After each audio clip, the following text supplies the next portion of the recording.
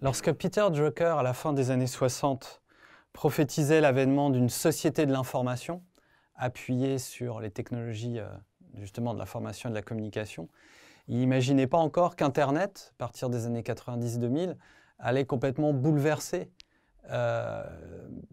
les systèmes d'information de télécommunication. Internet, c'est le réseau des réseaux, celui qui permet de connecter tous les terminaux, ordinateurs, smartphones, tablettes, qui vont permettre de communiquer à une vitesse instantanée, donne encore à un nouvel espace qu'on appelle le cyberespace, un territoire sur lequel naviguent les informations, les connaissances. Le terme de cyberespace a été inventé au démarrage par William Gibson, qui est un romancier de science-fiction, qui écrivait en 1984 un roman d'anticipation, Neuromancer, qui évoquait l'existence d'un espace de données numériques qu'il appelait le cyberspace, auquel se connectaient des individus uniquement par la télépathie. Voilà. Alors, la science-fiction est devenue réalité avec l'invention de l'Internet et la mise en place de la toile, du web mondial. On va voir dans ce point, cette dernière séance, que le cyberespace est un nouvel espace de conflit et qui nécessite donc un certain nombre de coopérations. Dans ce cyberespace, les cyberattaques sont devenues quotidiennes, extrêmement fréquentes. Elles sont devenues une nouvelle manière de s'affronter avec ce qu'on appelle souvent des armes de désorganisation massive, plus que de destruction, puisqu'il s'agit d'altérer, de détruire en partie ou de mettre en blackout des systèmes informatiques ennemis. Donc des armes de désorganisation massive qui pourraient prendre une importance de plus en plus grande dans les années, les décennies à venir, avec les progrès de l'intelligence artificielle. Donc il est temps de faire le point sur les logiques conflictuelles face aux logiques de coopération dans cette dernière séance. D'abord, on va voir que le cyberespace est devenu un terrain majeur de conflictualité. Conflictualité, c'est-à-dire tout type d'antagonisme, qui vont de la simple dispute à l'affrontement. On distingue en effet, dans les phénomènes croissants sur le net de cyberpiraterie, trois grands types de cyberpiraterie. La cyberpiraterie frauduleuse, dont l'objectif est l'extorsion d'argent. La cyberpiraterie de renseignement, dont l'objectif est de collecter des informations, des connaissances à l'insu de la personne que l'on pirate. Et enfin, la cyberpiraterie stratégique, qui va consister à attaquer l'ennemi pour altérer en partie ou bloquer ses systèmes informatiques. Ces trois grands types de cyberpiraterie mobilisent différents types d'acteurs. Ce qui est frappant avec l'Internet, c'est qu'il a un pouvoir égalisateur sur les différents acteurs de la géopolitique et que de simples individus peuvent s'ériger au rang d'acteurs majeurs face à des entreprises ou face à des États. C'est ce que font les hackers, notamment le groupe des Anonymous, qui combat depuis le début des années 2000 la mondialisation libérale et qui sont capables, par exemple, de bloquer certains sites comme celui de l'OMC ou d'attaquer des États, uniquement, évidemment, dans le cyberespace. Donc, un pouvoir égalisateur qui va passer, troisième élément, par de nouvelles armes.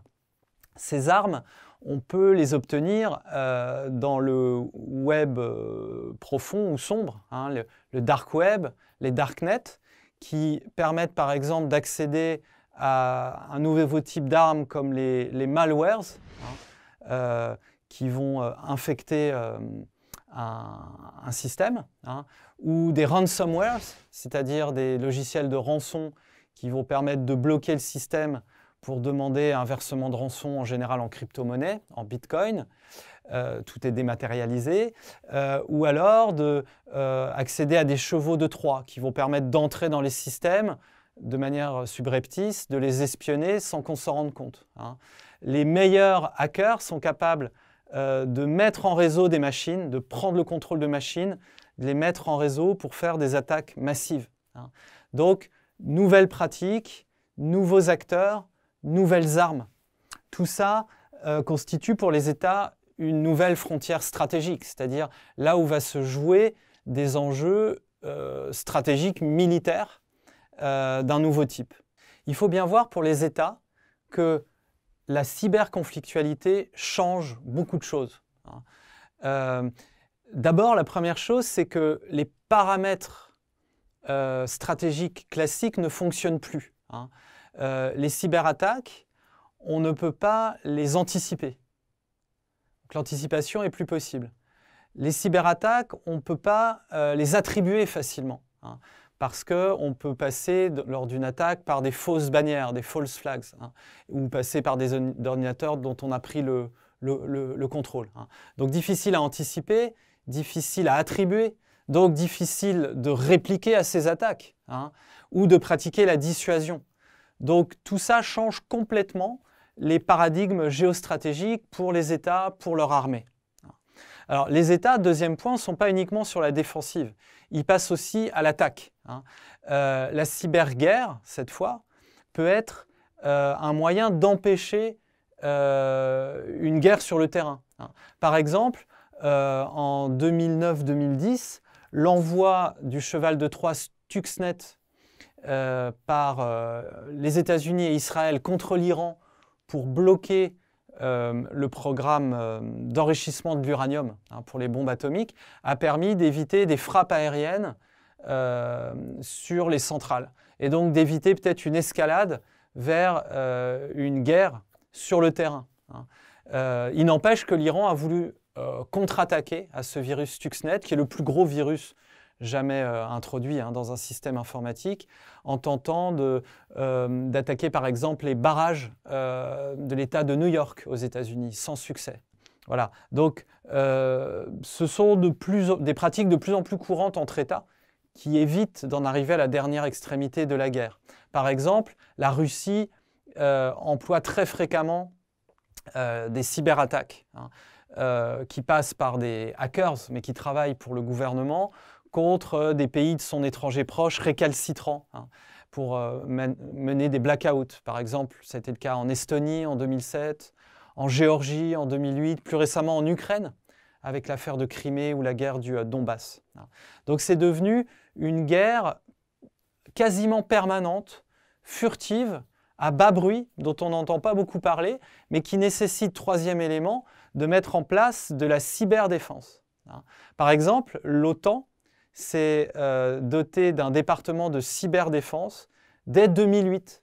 Le siège a été installé symboliquement en Estonie, à Tallinn, pays qui avait été attaqué par la Russie. À l'échelle de la France, c'est tardif, puisqu'il faut attendre 2013 pour avoir un livre blanc, la publication d'un livre blanc sur la cyberdéfense, et les années 2010 pour avoir la création des premiers organismes. À l'échelle de l'État, vous avez l'Agence nationale de sécurité des systèmes d'information, l'ANSSI, qui a été créée récemment.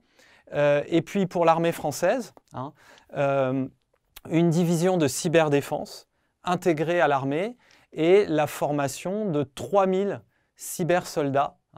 Un chiffre qui devrait être porté dans les années à venir, selon la loi de programmation militaire 2019-2025, à plus de 4000. Pour le moment, les réponses des États à ce nouveau défi stratégique sont assez disséminées. L'enjeu, c'est une coopération internationale qui est nécessaire et qui est de plus en plus urgente parce qu'on a une recrudescence, comme je l'ai dit, des cyberattaques sur Internet. Et avec l'intelligence artificielle, les potentialités technologiques sont de plus en plus grandes.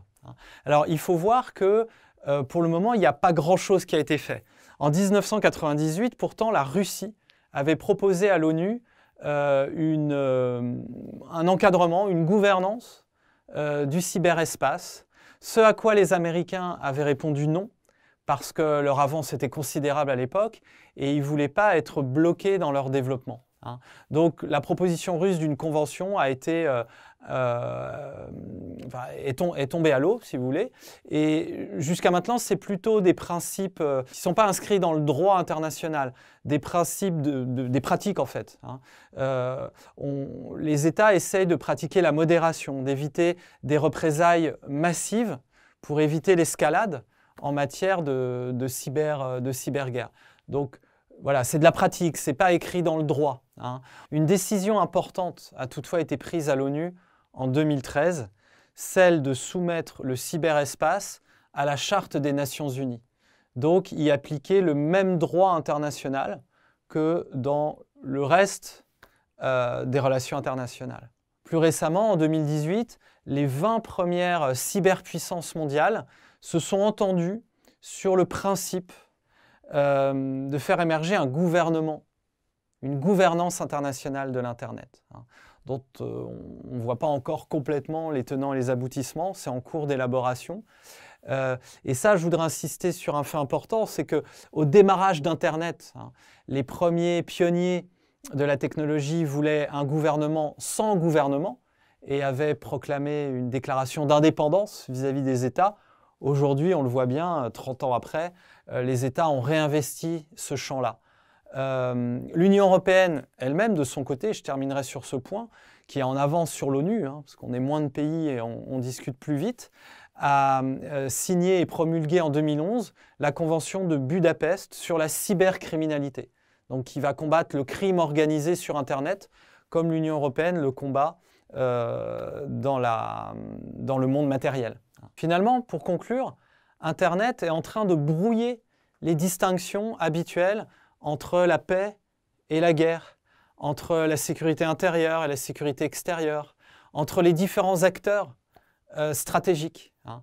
On voit bien que toutes les certitudes qu'on avait avant sont en train de disparaître, hein, avec l'émergence de ce que les spécialistes américains appellent le sharp power, hein, un pouvoir pointu, c'est pas très traduisible, hein, un pouvoir ultra technologique qui peut être aux mains non seulement des États, mais aussi d'individus, de collectifs, de hackers, hein, qui vont se mettre à bouleverser les relations internationales par leurs actions parfois néfastes, parfois positives, hein, parce que vous avez tout type d'acteurs, même des ONG sur Internet. En tout cas, le cyberespace est en train de bouleverser complètement les rapports de conflit et de coopération dans le monde.